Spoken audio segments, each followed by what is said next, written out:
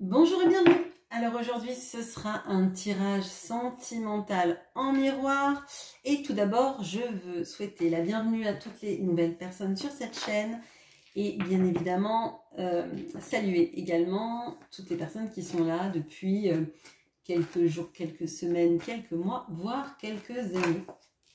La chaîne va bientôt avoir 2 ans et il y a des personnes qui me suivent depuis mes débuts sur YouTube. Alors, le tirage sentimental en miroir pour les personnes qui sont nouvelles ou qui n'ont jamais regardé ce genre de tirage, c'est un tirage dans lequel j'utilise 2 tarots. Un premier tarot qui représente, qui nous montre en fait comment vous voyez votre autre, que ce soit un homme ou une femme, pardon. Quels sont vos sentiments et quelles sont les actions que vous aimeriez que cette personne entreprenne vis-à-vis de vous.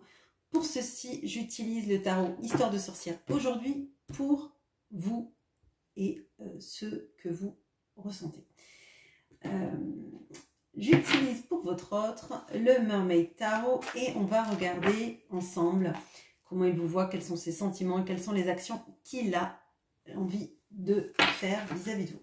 Alors, j'utilise le pronom il, bien évidemment. Si votre autre est une femme, ça n'empêche rien du tout. C'est juste un significateur, une façon de parler. Allez, on y va tout de suite. Alors, dans la tête, aujourd'hui, pour les personnes qui me connaissent, finalement, j'ai l'impression d'être parfois plus un jukebox qu'un... quelqu'un qui tire les cartes, mais bon. Aujourd'hui, alors, j'ai une chanson de Michel Sardou, alors... Juliette Armanet serait pas contente, peut-être que vous non plus d'ailleurs, mais c'est pas l'entièreté de la chanson que j'ai dans la tête. C'est la chanson Le Bac G, et c'est votre question était: faut-il désespérer? Alors bien évidemment, dans la chanson, ça peut parler de l'avenir, hein, effectivement, des craintes de l'avenir liées à l'avenir professionnel. Mais moi, je le ressens pas du tout comme ça. D'ailleurs, cette chanson, je l'ai jamais ressentie vraiment comme ça.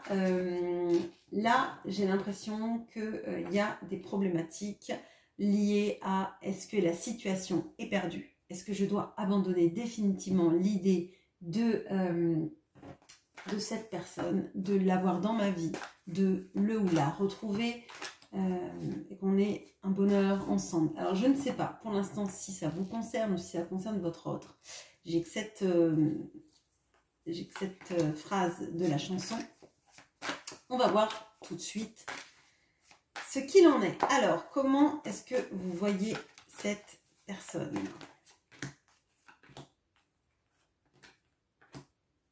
Quels sont vos sentiments?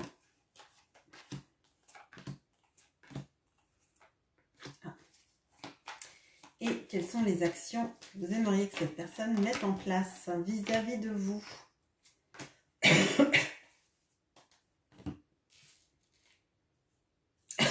Il n'y a que moi pour tousser en plein été. Pardon. Comment est-ce qu'il vous voit?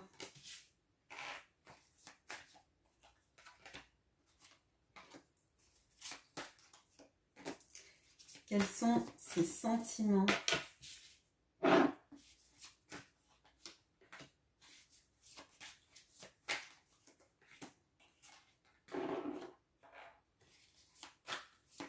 Et quelles sont les actions qu'il a envie de mettre en place vis-à-vis de vous?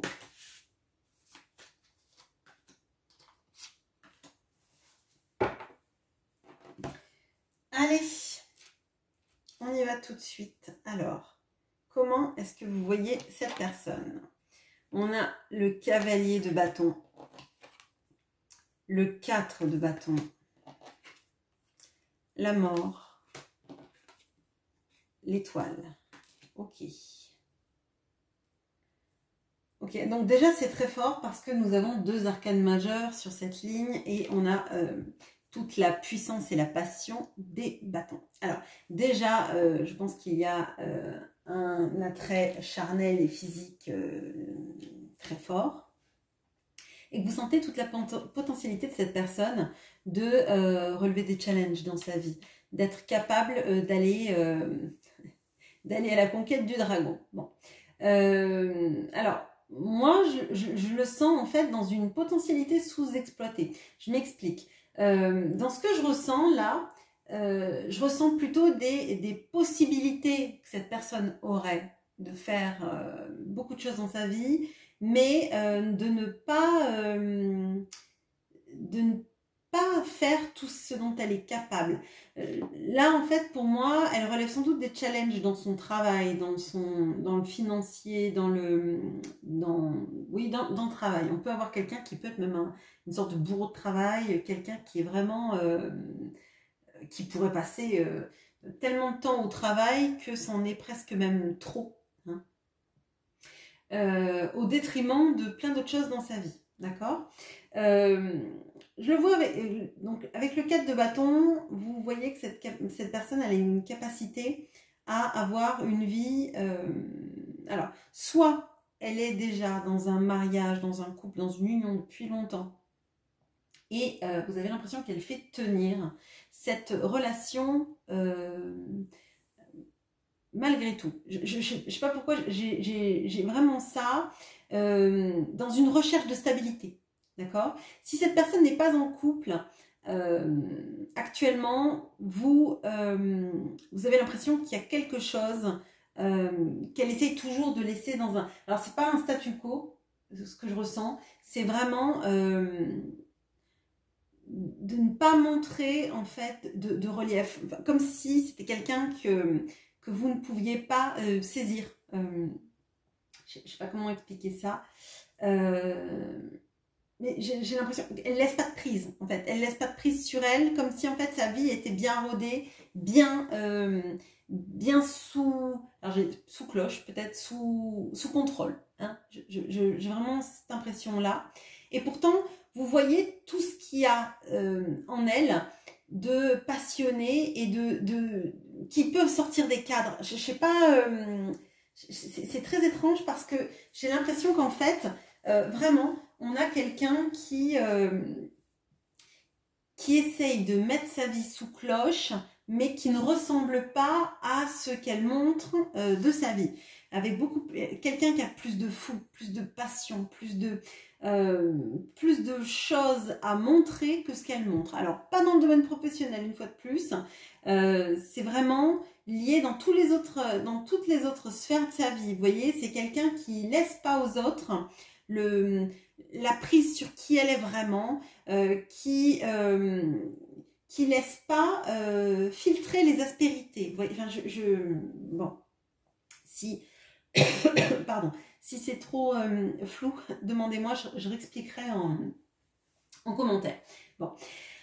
Cependant, vous voyez que cette personne, elle est comme sur une sorte de fil, comme si elle était à la charnière, et d'autant plus là, j'ai deux portes, j'ai une porte fermée, une porte ouverte, mais comme une sorte un moment clé de sa vie, où elle est à deux doigts de basculer. C'est une sorte de...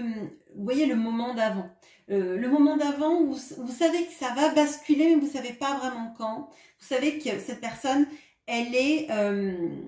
alors, pas au bord du précipice, mais au moment clé où quelque chose peut se passer. Et ça va dépendre vraiment de sa capacité à accepter de passer l'étape d'après ou de rester enfermé dans ses schémas et dans son petit monde sous contrôle. Hein, vraiment, il y a de ça. Avec l'étoile, j'ai vraiment l'impression que vous la voyez comme quelqu'un quand même qui vous est destiné. Avec, là, vraiment, le mot potentiel, je le ressens très fort. Et c'est pas un potentiel, vous voyez, le potentiel de s'enrichir, le potentiel... C'est vraiment, si il ou elle se laissait aller à qui il était vraiment, il pourrait se passer des choses merveilleuses déjà entre vous et même pour elle-même. Mais entre vous, c'est sûr, ça fait comme si en fait c'était quelqu'un qui était destiné, mais cette personne, elle vous est destinée dans qui elle est vraiment, pas dans ce truc tout lisse. Bon, excusez-moi, c'est flou hein, ce matin. Bon. Vos sentiments maintenant. Faut-il désespérer? Le 5 de denier. On va voir si votre autre aussi la même chose. On a le roi de coupe à l'envers. Je vais le laisser à l'envers. L'impératrice. Le 5 de coupe et l'ermite. Ok. Bon. Alors. Bon. Faut-il désespérer? Faut-il désespérer? Est-ce que... Là, je ressens le... Est-ce que je dois désespérer? Parce que cette personne ne me montre pas que dans cette relation d'amour, elle donne autant que ce qu'elle est capable de donner. Est-ce que elle ne me donne pas parce qu'elle n'est pas capable, parce qu'elle n'a pas décidé de franchir ce cap, cette porte, ce moment charnière? Ou est-ce que c'est parce que finalement, elle est bloquée? Elle est bloquée. Elle n'arrive pas à être stable dans ses émotions. Elle n'arrive pas à donner de manière sereine.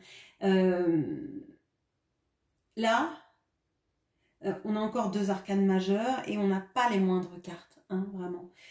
On a 2 fois le 5, on a le 5 de denier, ce qui me fait penser à faut-il désespérer, parce que le 5 de denier, c'est la sensation d'être rejeté par l'autre, d'avoir la sensation que l'autre vous met au banc de sa vie, que vous n'en ferez jamais partie. Hein. C'est vraiment ce que je ressens. Que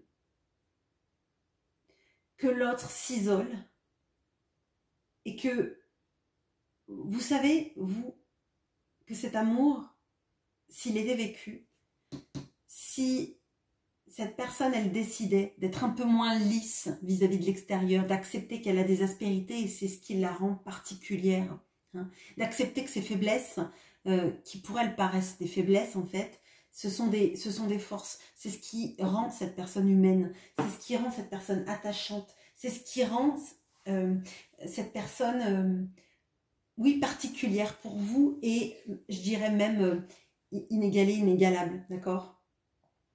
Là, avec le 5 de coupe, on a cette notion de regret, de se dire que finalement, on passe à côté de cet amour. Hein. Les 2 cartes de coupe qui sont sur cette ligne, c'est des cartes d'amour, mais c'est des cartes d'amour retournées. Enfin, celle-là, c'est une carte retournée, et celle-là, le 5 de coupe, ça m'annonce les regrets, les choses qu'on n'a pas su saisir, les moments qui n'ont pas été vécus, le temps qui file, l'amour que si on ne le saisit pas à l'instant, on ne sait jamais si le moment va revenir, on ne sait jamais si on pourra revivre des conditions aussi belles, si on pourra se laisser aller à l'amour, ou est-ce que on va vieillir sans se revoir, sans se retoucher, sans se promettre quoi que ce soit, sans vivre ce qui était pourtant possible et beau. Et moi, je vois l'impératrice, elle est centrale. Il y a 6 cartes pour... il y a 5 cartes, pardon, excusez-moi, je suis nulle en calcul mental.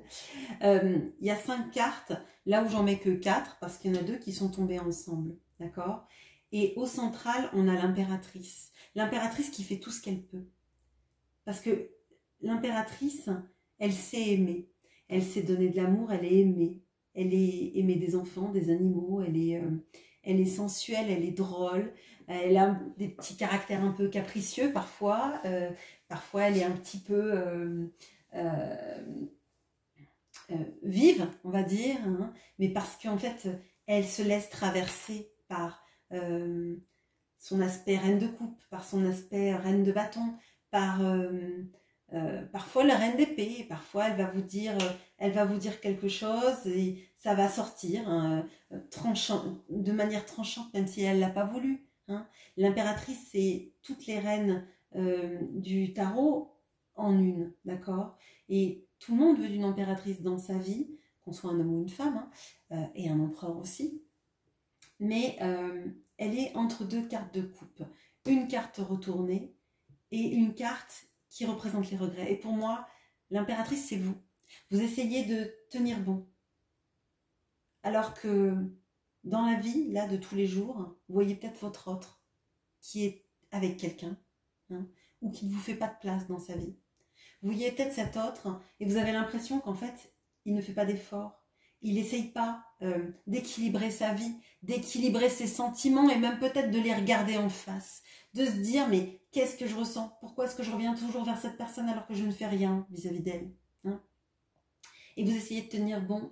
Et là, j'ai l'impression que vous êtes bouffé par le temps qui passe. Parce que le temps, la patience s'est transformée en attente et que vous vous dites que si l'attente, c'est interminable, hein, bah ça sert à rien peut-être. Et peut-être que, tel l'ermite, il va falloir que vous vous repliez sur vous-même et que vous alliez chercher votre lumière ailleurs en fait. Là, moi, ce que je ressens, c'est effectivement le faut-il désespérer. Là, c'est le moment où votre autre est dans un moment charnière, hein, il peut passer de l'un à l'autre. Et selon s'il passe de l'un à l'autre, peut-être que vous ne serez plus au banc de sa vie, mais peut-être que votre cap à vous, il sera franchi. Peut-être que vous aurez tellement attendu qu'à un moment donné, vous irez chercher de la lumière ailleurs. Vous irez chercher à vous réchauffer à d'autres soleils. Vous irez chercher quelqu'un qui soit capable de ne pas être dans une immaturité affective.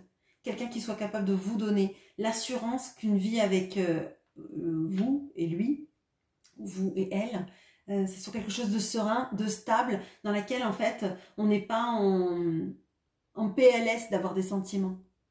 Dans lequel en fait ça tue pas d'aimer en fait. Il n'y a rien de dramatique à aimer quelqu'un, il n'y a rien de dramatique à dire ses sentiments, il n'y a rien de dramatique à s'engager. Et là, j'ai l'impression que vraiment, vous vous dites, si cet autre était capable de s'engager, il a été capable de s'engager dans sa vie, il l'est peut-être actuellement aussi, pourquoi c'est pas avec vous? Et si c'est pas avec vous, pourquoi est-ce que vous vous sentez si rejeté? Est-ce que vraiment, il faut désespérer? Bon. Qu'est-ce que vous aimeriez que cette personne fasse? On a le 10 de coupe, on a le 4 d'épée, on a le pendu, et on a le 7 d'épée. Ok. Alors, là, vous aimeriez que cette personne, soit elle en soit à l'étape où elle guérit de ses schémas. Donc, elle franchisse la porte pour construire quelque chose de stable, d'engagé, potentiellement une famille recomposée, un nouveau couple, potentiellement une vie épanouie, d'accord? Parce qu'elle a arrêté ces schémas de je ne me montre que sous mon meilleur jour, je me montre aux autres comme ils ont envie de me voir et comme j'ai envie qu'ils me voient. Et je montre un peu plus de fougue à aller rechercher l'amour, vous rechercher, hein, vous conquérir aussi, mais pour quelque chose de stable en fait. Moi, ce que je ressens, c'est le besoin de stabilité. Où on va, comment on y va, quand est-ce qu'on y va. Ok, donc soit il y a de ça, soit l'autre guérit et vous propose quelque chose de stable, d'engagé et de engageant, j'ai envie de dire, soit cet autre reste dans ses schémas, et auquel cas, il vaut mieux qu'il ne revienne pas. Là, moi, je le vois pendu 7 d'épée. Je ressens si c'est pour repartir, dès que tu viens, que après on ne sache jamais, quand tu reviens, quand tu redonnes un coup de fil, quand tu envoies un message, quand on se revoit, c'est pas la peine de venir en fait. Ne te déplace pas pour repartir derrière, c'est pas la peine, c'est pas la peine. Reste dans tes schémas là, reste avec ton fil. Pas coupé, bon là c'est des chaînes, mais si c'est pour repartir derrière en emportant mon cœur à chaque fois, c'est pas la peine. Mon cœur en fait c'est pas une marchandise de supérette qu'on va dévaliser en fait. Donc vraiment c'est soit cette personne revient en étant soignée, en proposant quelque chose de stable, concret, engagé et amoureux. Soit cette personne reste dans ses schémas, mais on voit vraiment, en plus c'est vraiment sur la même ligne, et c'est l'impératrice qui derrière, j'ai l'impression, l'impératrice, là je la sens un peu comme la justice, vous voyez. Si je te sens pas vibrer, si je te sens pas avoir l'envie de moi, pas charnellement, enfin si, mais pas que, si je te vois en fait ne pas avoir envie de moi dans ta vie, si je vois que tu es toujours à la recherche du plus que je n'ai pas, ou que tu crois que je n'ai pas, c'est pas la peine, en fait. C'est pas la peine. Reste dans tes schémas et va toujours chercher, va chercher bonheur, hein, comme disait une pub, va chercher bonheur ailleurs, en fait. C'est pas la peine. Si chez moi tu le trouves pas, si tu as l'impératrice en face de toi et que tu sais pas déceler tous les trésors qu'elle a en elle, eh ben, va chercher une autre supérette à dévaliser. Bien sûr, quand je dis ça, je n'incite pas les gens à dévaliser des supérettes, c'est évident. Mais voilà, je le ressens vraiment comme ça. Vous voyez, comme la personne qui va chercher tout ce dont elle a besoin, mais sans payer les courses à la fin. Vous voyez, bon. Comment cet autre vous voit? On a le 4 de denier. On a la grande prêtresse. Le 8 de coupe. Et le 7 de bâton. Alors, bon, là, je trouve toujours ça assez fou. Quand je fais des tirages en miroir, de voir que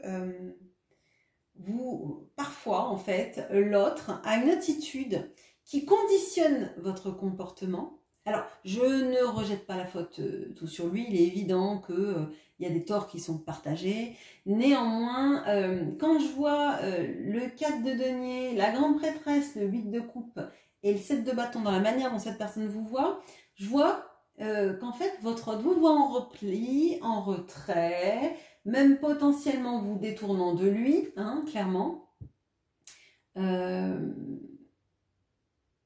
Et d'ailleurs, c'est marrant parce que, vous voyez, là, on a donc le 8 de coupe. Donc le 8 de coupe, c'est le fait de quitter une situation qui n'est pas émotionnellement satisfaisante pour nous pour aller chercher notre bonheur ailleurs. Ok.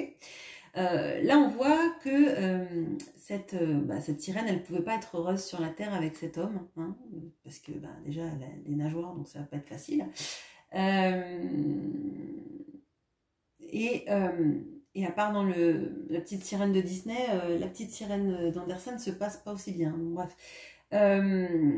On voit en fait qu'elle retourne dans la mer et on a cette pleine lune. Et moi, j'ai l'impression qu'elle se transforme en grande prêtresse, cette sirène. Enfin, elle se transforme. Elle a toujours été, sans doute, hein, la grande prêtresse.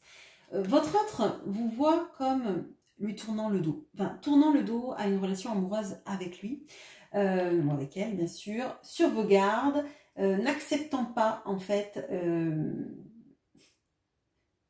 les miettes qu'on vous donne. C'est vraiment comme ça que je le ressens. On a le 4 de denier, et puis là, j'avais le faut-il désespérer avec ce 5 de denier. Bon, clairement, vous êtes au banc de sa vie et ça ne vous réjouit pas, étonnant. Et du coup, ça ne vous donne pas envie de lui donner encore et encore. Là, là j'ai la chanson de Francis Cabrel encore. Ça continue encore et encore. C'est que le début, d'accord, ok. Bon, je vous ai dit, je suis un jukebox. Là, moi, ce que je ressens, c'est ah bon, t'es surpris que j'ai plus envie de te donner alors que toi, tu me donnes rien, que j'ai donné limite à perte, et que maintenant, au bout d'un moment, j'ai envie de fermer les cordons de la bourse, quoi. C'est vraiment ça. Votre autre vous voit comme maintenant, ne lui donnant plus tout votre amour, toute votre attention. J'ai l'impression que là, en fait, il vous voit en mode repli. Effectivement, hein, on va pas se leurrer, il y a l'ermite. Mais votre mode repli, en fait, il est conditionné par le fait de vous sentir rejeté par lui, de jamais faire partie de sa vie, d'avoir l'impression que cette personne elle n'est pas en stabilisation émotionnelle, en stabilité, pardon, enfin même stabilisation, parce qu'elle n'a pas commencé à stabiliser, donc elle ne peut pas être stable. Et donc, il vous voit comme ça, à taire vos sentiments, à peut-être même ne plus lui parler. Avec la grande prêtresse, on peut avoir... vous avez plein de choses à dire, mais vous vous dites que ça ne sert à rien, parce qu'en fait, ce que vous avez dit, peut-être que vous l'avez dit 20 fois, 30 fois, 40 fois, et au bout d'un moment, si l'autre ne prend pas des mesures pour pallier à son comportement, redire les choses, ça vous donne l'impression de radoter et surtout que ça ne sert à rien. Donc là, il vous voit en train de partir, de vous éloigner de lui ou d'elle, de plus donner autant, de peut-être plus prendre de nouvelles, de plus répondre à ses messages, ou de plus en avoir envie, ou alors vraiment avec parcimonie, hein, vraiment. Et je pense que c'est vraiment conditionné par la manière dont il agit, et parce que vous voyez qu'en fait, il est toujours sur le fil, mais qu'il ne décide pas de trancher. Hein. Bon, ses sentiments maintenant. Le 2 de denier. Tiens. Le cavalier de coupe. Le 9 d'épée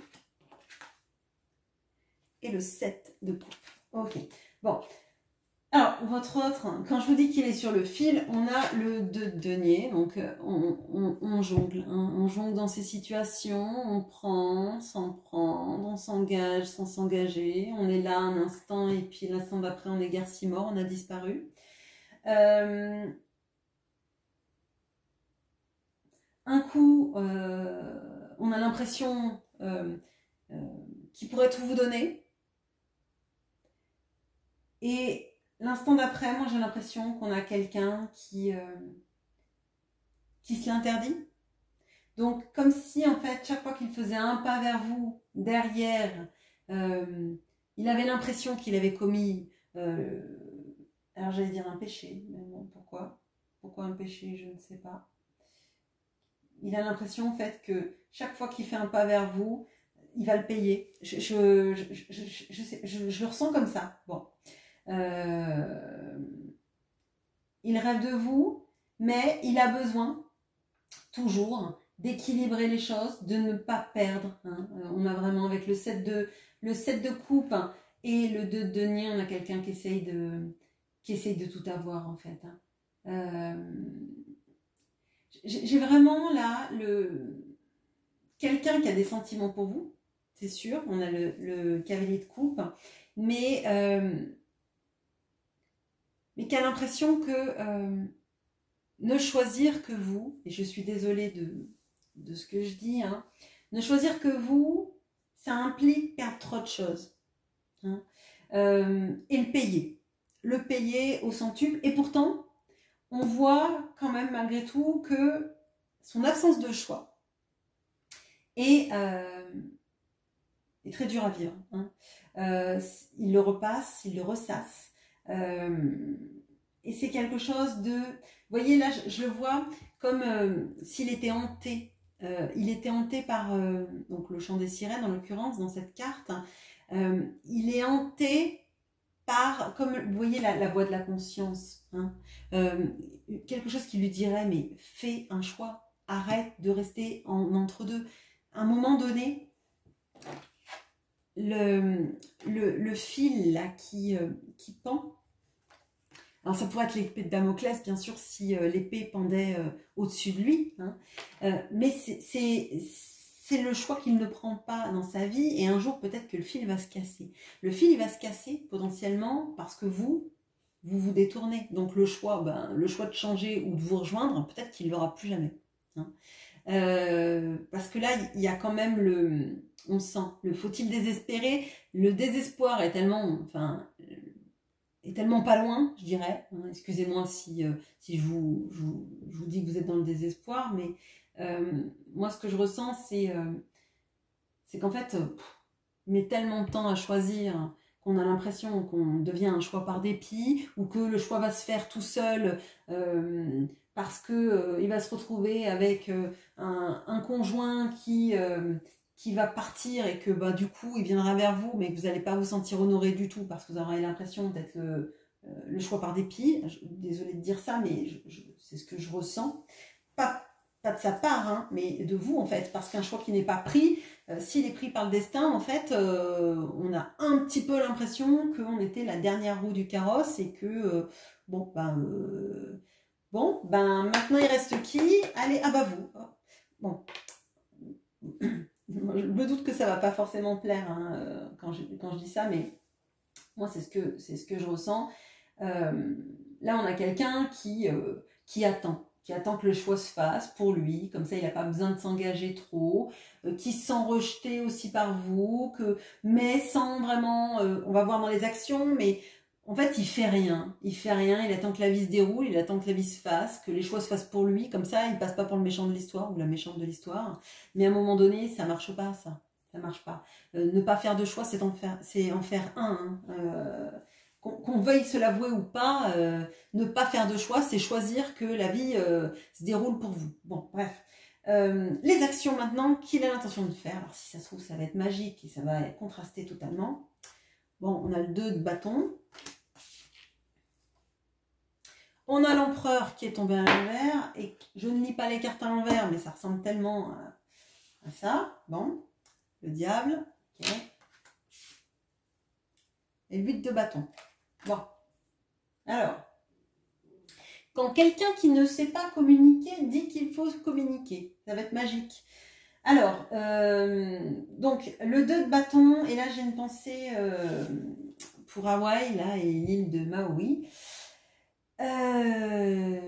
parce que là, on a ce triton qui voit le volcan.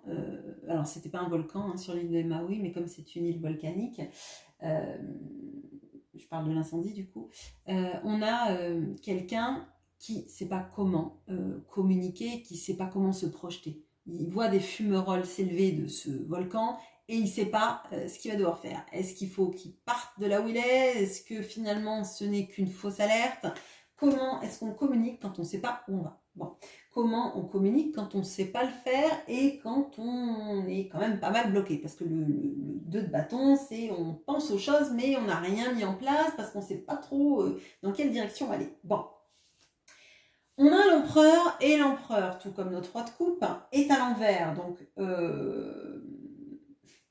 c'est un petit peu le pendu, c'est un petit peu... je suis le roi Poséidon, enfin je suis le dieu Poséidon, ou je suis le roi Triton, comme vous voulez. On va dire que c'est ce que vous voulez. Bon, bref. Et il est inversé. Donc en fait, c'est le roi, mais c'est le roi de pas grand-chose. Il a la tête à l'envers, donc il n'a pas les idées très claires. Il ne sait pas trop comment régner sur son royaume. Il ne sait pas comment communiquer trop sur sur ce qu'il veut faire. Il est un petit peu, j'allais dire, despotique, hein. Il prend des jugements à l'emporte-pièce où il n'en prend pas. Quand il dit les choses, il les dit pas bien parce que il se trouve pressé à les dire, mais comme il n'avait pas envisagé ce qu'il allait dire avant, comme il y pense au moment où ça lui arrive, au moment où c'est trop urgent ou au moment où il est poussé, il ne sait pas trop dans quel sens ça va. Et vous, quand vous recevez le message, vous ne savez pas trop pourquoi quelqu'un vous envoie un message en vous piquant. Ou quand cette personne aura mieux fait peut-être de vous parler à cœur ouvert, de finalement de vous faire des reproches qui sortent de nulle part, de vous dire que...